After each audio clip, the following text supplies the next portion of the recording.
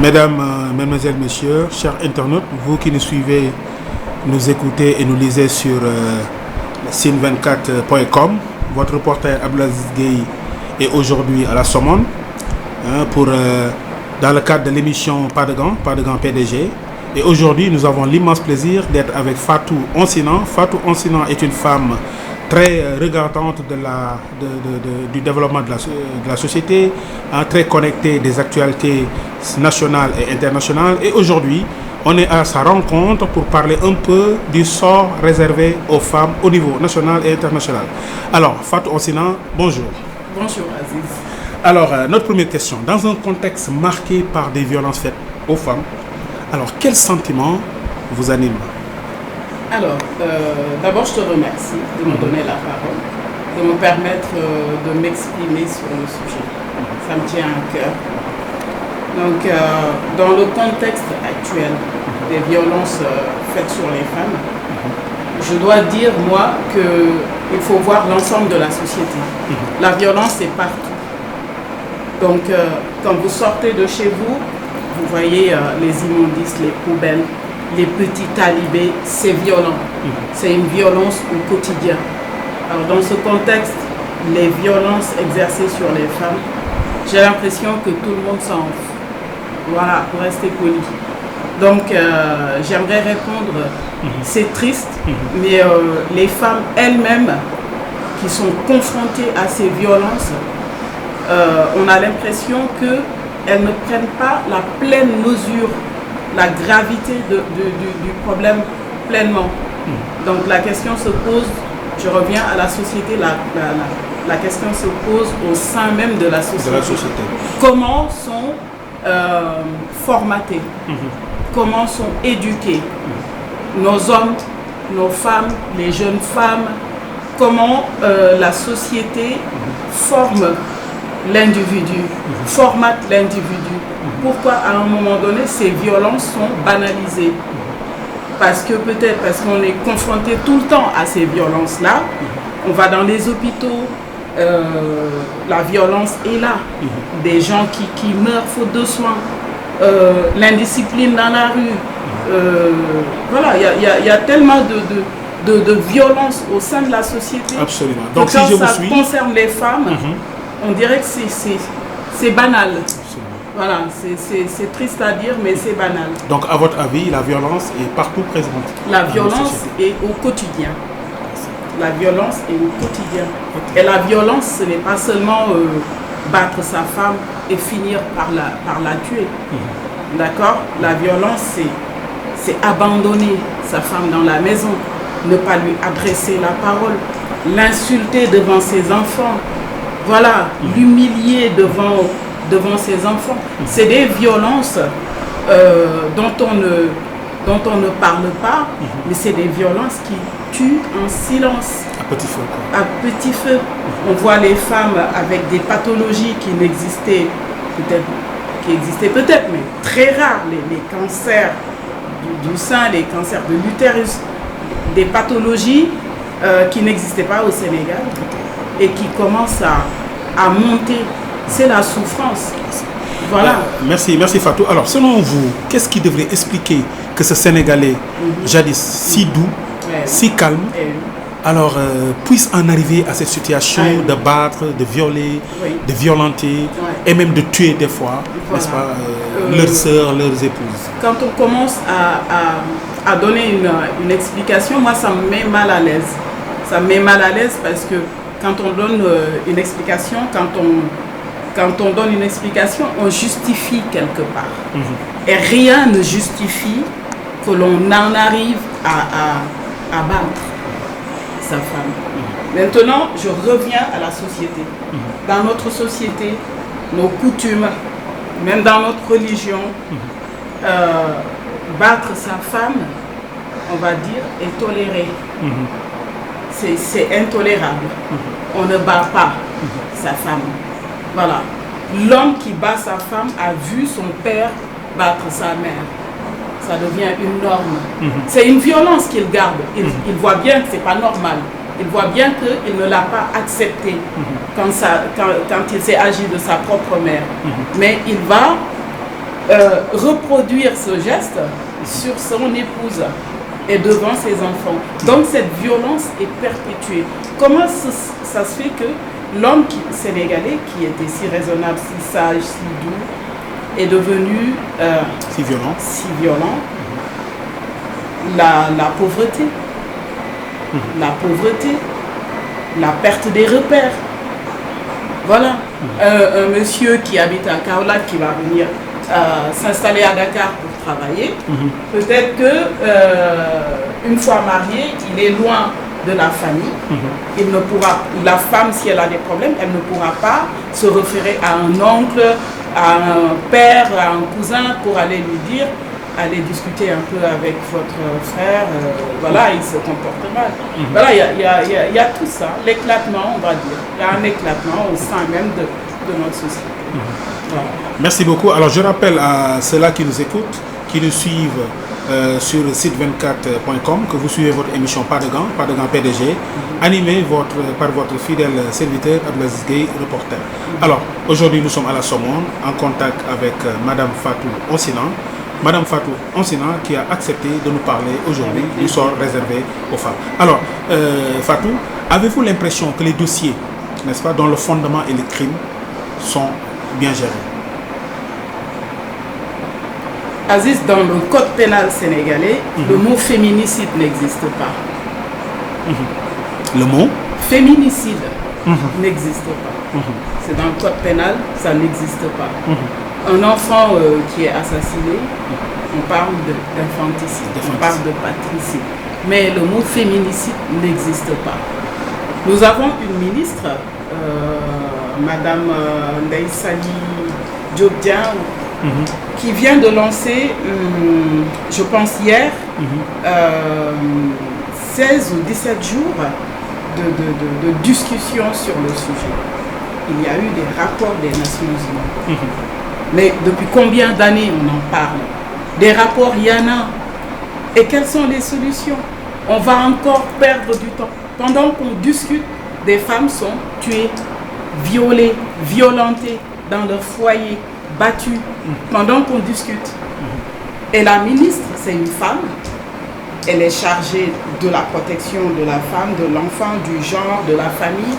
Et on en est là au Sénégal. Ce n'est pas la première. C'est juste une ministre de plus qui ne fera rien. Concrètement, elle ne fera rien. On parlera, on fera des débats. Je pense que la meilleure solution, à mon humble avis, je pense que la meilleure solution, c'est d'impliquer un peu les acteurs qui sont dans la société civile. La société civile. Mais je ciblais plus ceux qui sont au plus proche des populations. On a des chefs de quartier, on a des chefs de village. Pourquoi ne pas aller vers ces gens-là, les former, les rattacher à la justice, moi je ne sais pas, et en faire des médiateurs entre les populations et la justice. Si j'ai un problème avec mon époux et que je ne sais pas comment, vers qui me tourner, j'irai prendre rendez-vous auprès de ces gens-là qui sont au plus proche de nous, leur parler et voir comment eux, ils peuvent nous aider. Mais il y a déjà la maison de justice. Mais ça ne suffit pas. On va demander à une femme qui vient se plaindre, on va lui dire, allez chercher un certificat de mariage. Les mariages ne sont pas déclarés. Elle n'a pas ce papier. Et ce document, en général, même s'il existe, c'est l'époux qui l'a. Les femmes ne sont pas informées de leurs droits. Elles ne savent pas ce qu'il faut faire, vers qui se tourner. Donc, les femmes sont dans des situations toujours de précarité. De précarité sociale, la pauvreté, de précarité intellectuelle, parce que la plupart sont analphabètes.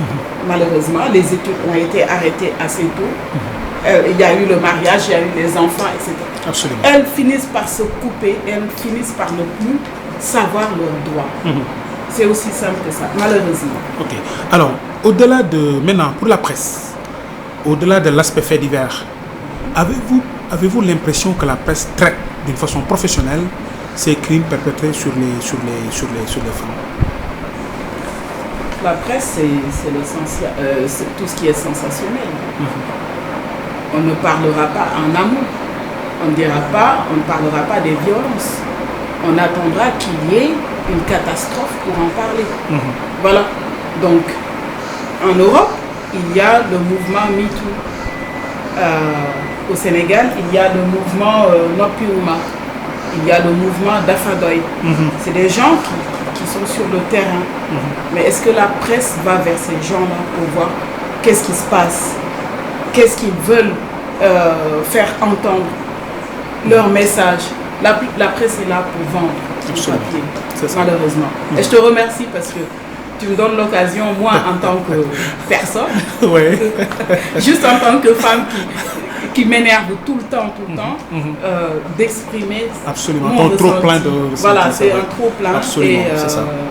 J'espère que nos sœurs, mes sœurs, mes mamans m'entendront et puis commenceront à comprendre que leur destin est entre leurs mains. Absolument. Voilà. Alors, Fatou, inscrit dans un cadre mondial, pensez-vous que le pourcentage de crimes, d'assassinats opérés sur les femmes, alors, pensez-vous qu'on en fait plus, qu'on en fait moins, ou alors qu'il n'y ait pas lieu de, voilà, quoi, de s'alarmer, parce que justement, nous sommes dans une proportion raisonnable? Il n'y a pas de proportion raisonnable déjà. En matière de crime. En matière de crime, absolument. Absolument. Une seule femme tuée, c'est déjà trop. Absolument. La catastrophe au Sénégal, il n'y a pas de statistiques. On ne sait pas. On ne sait pas. On va dire, il y a une femme qui a été tuée parce que son mari voulait qu'il lui prépare à manger. Allez, next, au suivant. L'actualité suit son chemin et puis là, on attend 2-3 semaines, une autre catastrophe. Finalement, qui comptabilise? Qui est là pour faire ce travail? Personne. Je ne peux pas savoir. En France, je sais que depuis le début de l'année 2019, je sais qu'il y a eu combien? Autour de 150 féminicides. Peut-être que je dis des bêtises. 150 féminicides. Des femmes tuées par leur conjoint. On ne parle pas des meurtres par viol, etc. Des attaques dans la rue. Juste des femmes tuées par leur conjoint. Au Sénégal, on ne peut pas savoir. On ne sait pas. C'est juste, tout ce que j'ai envie de dire, c'est que ça ne devrait pas exister. Et ça existe. Et une seule femme tuée, c'est une catastrophe. Voilà. C'est une génération qui est effacée. Absolument. Elle laisse des enfants.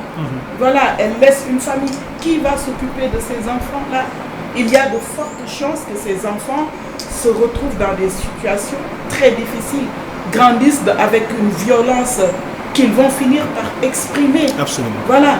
Donc, je ne peux pas répondre vraiment à ta question parce qu'il n'y a pas de statistiques. On ne peut se baser sur aucun support pour dire voilà le nombre de cas au Sénégal par rapport à ce qui au cas en Europe, voilà, aux États-Unis, voilà.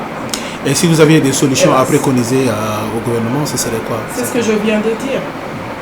Il faut impliquer les sociétés civiles, les communautés.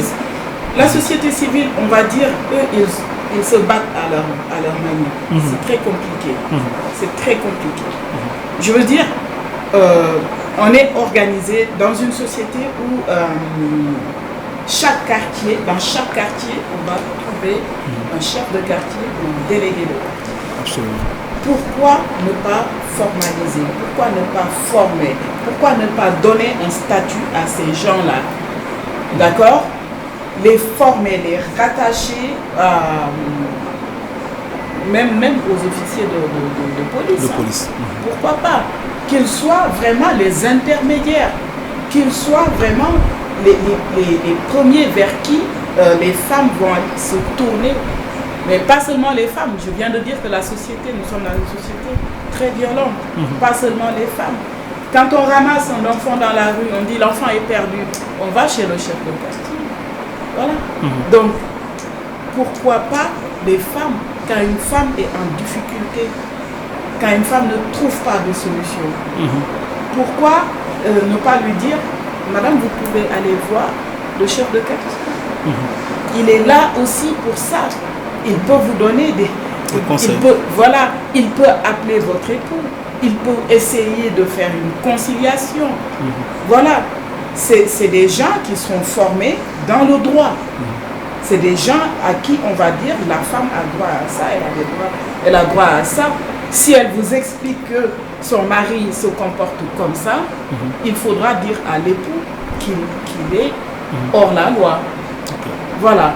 Il faut en arriver là, je pense. C'est juste une piste. Voilà. Absolument. Je ne suis pas technicienne. C'est ça. Je ne sais pas, mais c'est mon ressenti. Absolument. Voilà. Alors, quel message vous délivrez à vos consoeurs? Nous sommes à la fin de cette émission.